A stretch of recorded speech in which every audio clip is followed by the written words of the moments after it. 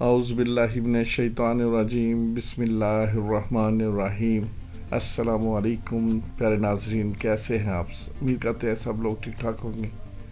آج ہم پیش کرتے ہیں بدلتے رشتے کی قسط نمبر 5 صبر اردو سٹوری یوٹیوب چینل پر۔ بدلتے رشتے یہ ایک کہانی ہے دو پیار کرنے والوں کی، اور جسے لکھا ہے محمد آبش نے، اور اس کا سلسلہ جاری ہے۔ آج ہم اس کی 5ویں قسط آپ کے لیے پیش کر رہے ہیں۔ اچھا بات سنو رشید۔ ارشد نے رشید کو جاتے ہوئے روکا۔ صاحب، میں نے تمہیں کہا تھا کہ ایک ملازمہ کا بندوبست کرو۔ پہلے والی تو بھاگ گئی اپنے یار کے ساتھ۔ جی صاحب، میں نے بات کی ہے کہ میری بیٹی ہے صاحب، وہ آگے پڑھنا چاہتی ہے، آپ اسے ہی نوکری دے دیں۔ رشید اس قدر مجبور تھا کہ اپنی بیٹی کی بھی ملازمت کے لیے مان گیا تھا، اور اب وہ جوان بھی ہو چکی تھی۔ اس کی شادی کی وجہ سے رشید فکر مند رہتا تھا۔ رشید کا ایک ہی بیٹا تھا جس کو نشے کی لت پڑ چکی تھی۔ رشید کی بیوی جو اب بیماری کی حالت میں تھی، گھر میں فاقوں کی کیفیت تھی۔ رشید کے بیٹے نے اپنا نشہ پورا کرنے کے لیے گھر کی قیمتی چیزیں فروخت کر چکا تھا۔ اب رشید کے پاس نہ کوئی سرمایہ تھا، نہ ہی کوئی آمدن کا ذریعہ، بس ایک یہی نوکری تھی جو کہ پچھلے 30 برس سے کر رہا تھا۔ نہایت مجبور ہو کر اس نے اپنی بیٹی آمنہ کو آگے پڑھانے کا سوچ رہا تھا، کیونکہ آمنہ کو پڑھائی کا بہت شوق تھا، اور آمنہ کے کئی رشتے بھی آئے، مگر ہر رشتہ 40 سال کی عمر کے لگ بھگ لوگوں کا آتا تھا۔ اگر کوئی جوان رشتہ آ بھی جاتا تو وہ انکار کر دیتے تھے۔ اس کے نشئی بیٹے کی وجہ سے کوئی بھی اس گھر میں رشتے شادی کے لیے راضی نہ ہوتا۔ اچھا تم ایک کام کرنا، کل اپنی بیٹی کو آفس ہی لے آنا، نگینہ سے ملوا دینا۔ جی صاحب، جی ٹھیک ہے صاحب جی، کچھ پیسے چاہیے تھے۔ رشید نے ڈرتے ہوئے ارشد سے عاجزانہ انداز میں سوال کیا۔ رشید، ابھی پرسوں ہی تو تمہیں پیسے دیے تھے، اب پھر سے مانگنے چلا ہو؟ جاؤ، اب بعد میں لینا۔ ارشد کا یہ رویہ نگینہ کو حیران کر رہا تھا، کیونکہ ارشد آفس اور باہر تو سب سے ہنس کر اور خوش مزاجی سے بات کرتا تھا، مگر گھر کے اور آفس کے نوکروں سے بہت غرور سے بات کرتا تھا۔ نگینہ نے گھر کے اندر قدم رکھا تو اس کی آنکھیں پھٹی کی پھٹی رہ گئیں۔ آج سے پہلے اس نے اتنا شاندار محل نما گھر آج تک نہیں دیکھا تھا۔ نگینہ کی دائیں سائڈ پر سیڑھیاں تھیں جو اوپر والے پورشن تک جاتی تھیں۔ سامنے قیمتی صوفے اور ٹی وی لانچ میں ایک بڑی LCD لگی ہوئی تھی۔ اس گھر میں 10 اور اوپر والے پورشن میں 8 کمرے تھے۔ یہ گھر تقریباً 50 مرلے کا ہوگا، جس کی ڈیکوریشن شاید اس نے خواب میں بھی نہ دیکھی ہوگی۔ ہر کمرے میں AC اور ٹائلز لگی ہوئی تھی۔ تم ادھر بیٹھو، میں اپنی والدہ کو بتا کر آتا ہوں۔ ارشد نے نگینہ کو صوفے پر بیٹھنے کا بولا اور خود کمرے سے چلا گیا۔ کچھ دیر بعد آیا اور نگینہ کو امی سے ملوایا۔ ماما، یہ نگینہ ہیں جن کا میں نے ذکر کیا تھا۔ ارشد کی والدہ نے ایک نظر اسے دیکھا اور کچھ بولے بغیر آنکھیں بند کر لیں۔ نگینہ کو محسوس ہوا جیسے اس کی ماں راضی نہیں۔ ارشد کی ماں ارشد سے زیادہ مغرور عورت تھی، مگر ارشد بھی اس کا بیٹا تھا جو اپنا بزنس دیکھ رہا تھا اور والدہ سے بات تک نہ کرتا تھا۔ اس کی والدہ اکیلی گھر میں رہ کر بیمار ہو چکی تھی، مگر ارشد کو اپنے کام سے مطلب تھا۔ اسی وجہ سے اس کی والدہ اسے سمجھاتی تھی، مگر اب وہ بھی مجبور ہو گئی تھی۔ ارشد کی ہر بات ماننا اس کی ماں کی مجبوری تھی۔ ارشد اپنی مرضی کا مالک تھا۔ زبیدہ بیگم، ارشد کی ماں، نیم بے ہوشی کی حالت میں تھی۔ ہیلو ڈاکٹر فراز، میں ارشد بات کر رہا ہوں، گھر تشریف لائیں، والدہ کی طبیعت خراب ہے۔ ارشد، अब किसी डॉक्टर को कॉल कर रहा था। नगीना तुम अम्मी के पास बैठो, मैं डॉक्टर साहब को लेकर आता हूँ।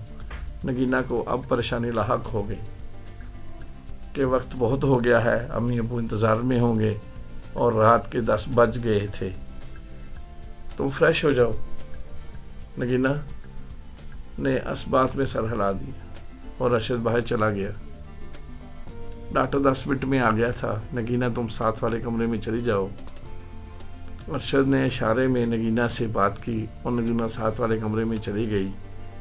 दूसरे कमरे में भी एसी ऑन था। वो जाकर बेड पर बैठ गई। वो वहाँ बैठी सोच रही थी कि अल्लाह पाक ने किस कदर केयरिंग खावन दिया है। डॉक्टर जा चुका था। नगीना शीशे के सामने दुपट्टा उतारे अपने बाल सेट कर रही थी। नगीना के जिस्म से निकलने वाली महक पूरे कमरे में फैल चुकी थी, मगर उसे एहसास न हुआ। उससे एहसास ना हो रहा था। वो गुनगुनाती हुई अपने बाल संवार रही थी कि अरशद नगीना के पीछे से कमर की जानब से बगलगीर हो गया। अरशद ये क्या कर रहे हैं, प्लीज़ छोड़ें, कोई आ जाएगा। नहीं, मेरी जान अम्मी सो चुकी हैं और घर पर कोई भी नहीं है। ये वही कमरा था जिधर अरशद ने पहली लड़की के साथ ऐसा ही सब कुछ किया था। अरशद ने नगीना को कुछ इस तरह से पकड़ रखा था, नगीना को उसका पकड़ना भी पागल बना रहा था। अरशद प्लीज़ मत करें, ये सब ठीक नहीं है। अरशद जो जवाब नगीना के सामने आ चुका था, उसका चेहरा थाम कर नगीना को मुकम्मल मदहोश कर चुका था। अब नगीना ने भी खुद को आज़ाद करवाने की कोशिश छोड़ दी थी। नगीना मुकम्मल तौर पर अपने होश खो बैठी और अरशद के रंग में खुद को रंगवा लिया था।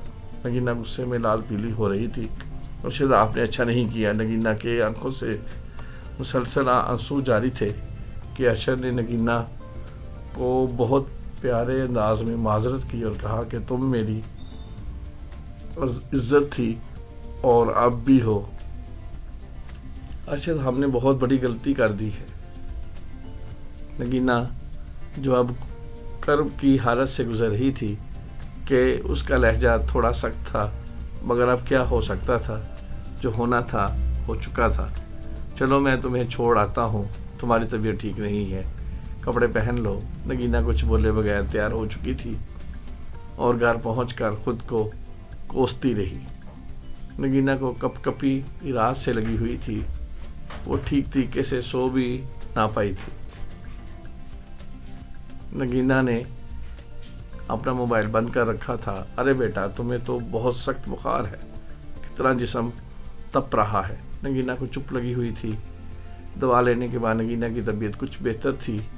मोबाइल ऑन करने पर 50 के लगभग मैसेजेस नगीना को मौसूल हुए, जिस पर तहरीर था कि मैं अपने किए पर बहुत शर्मिंदा हूँ, मुझे माफ़ कर देना, मैं अब भी तुम्हें चाहता हूँ। कल मैं तुम्हारे घर अम्मी को लेकर पहुँच रहा हूँ, अपने वालिदैन को बता देना। इस बात पर नगीना को काफ़ी हद तक सुकून मिला और 2 दिन ऑफिस ना गई।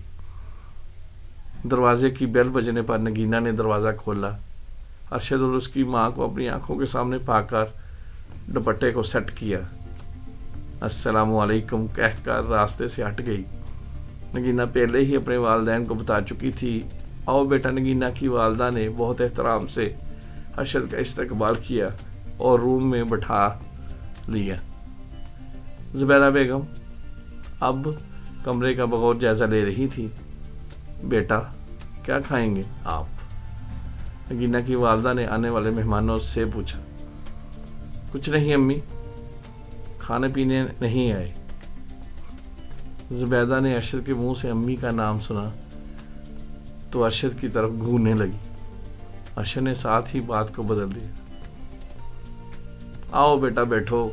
नगीना की वालदा ने दरवाज़ा खोलने पर नगीना को अंदर आने को कहा। नगीना के हाथ में चाय की ट्रे थी। नगीना ने ट्रे टेबल पर रखते हुए नज़र चुराते हुए नाराज़गी के अंदाज में अरशद को देखा। भरम ज़दा चेहरा बनाकर अरशद के ऐन सामने जा बैठी।